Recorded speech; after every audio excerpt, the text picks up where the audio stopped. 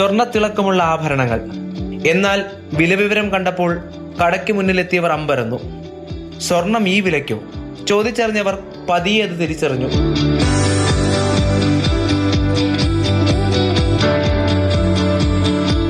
സ്വർണത്തിൽ പൊതിഞ്ഞ തങ്കത്തിളക്കമുള്ള imitation gold. Imitation gold എന്ന ആശയം ജനകീയമാക്കുന്നതിൽ കൊല്ലം സുപ്രീം എന്ന ബ്രാൻഡിന് വലിയ പങ്കുണ്ട്. 10-30 കൊല്ലങ്ങൾക്ക് മുമ്പ് കൊല്ലമായിരുന്നു ഇമിറ്റേഷൻ ജ്വല്ലറിക്ക് ഫേമസ്.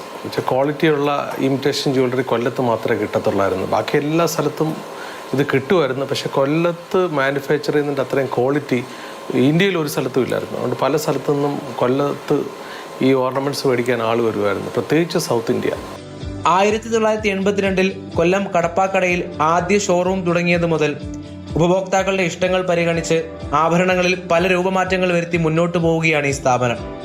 ഇന്ന് കേരളത്തിലെ എല്ലാ ജില്ലകളിലും കൊല്ലം സുപ്രീമിന് ബ്രാഞ്ചുകളുണ്ട്. കൂടുതൽ ലാസ്റ്റ് ചെയ്യണമെന്നില്ല, ഫാഷൻ മാറി മാറി ഉപയോഗിക്കണം. അതല്ല, അവർക്ക് ലാസ്റ്റിങ് വേണമെങ്കിൽ ആ ഒരു സെക്ഷനിലോട്ട് പോകും. നമ്മളിവിടെ തന്നെ കെ സുപ്രീം എന്ന് പറഞ്ഞാൽ ലാസ്റ്റിങ് കൂടുതലുള്ളതായിരിക്കും. സ്റ്റൈൽ ക്ലബ് എന്ന് പറഞ്ഞൊരു സെക്ഷനുണ്ട്, അതിനകത്ത് കംപ്ലീറ്റ് ഫാഷൻ ജ്വല്ലറിയാണ്. അത് യൂസ് ആൻഡ് ത്രോ ആണ്.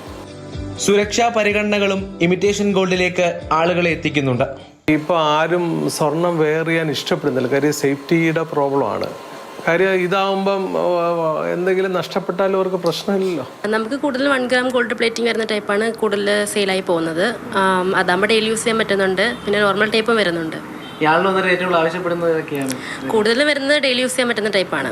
ഇന്നും ആരും കൊതിച്ചു പോകുന്ന തരത്തിലേക്ക് ഉപഭോക്താക്കളെ ആകർഷിച്ച് ഇമിറ്റേഷൻ ഗോൾഡ് വിപണി നിറയുകയാണ്.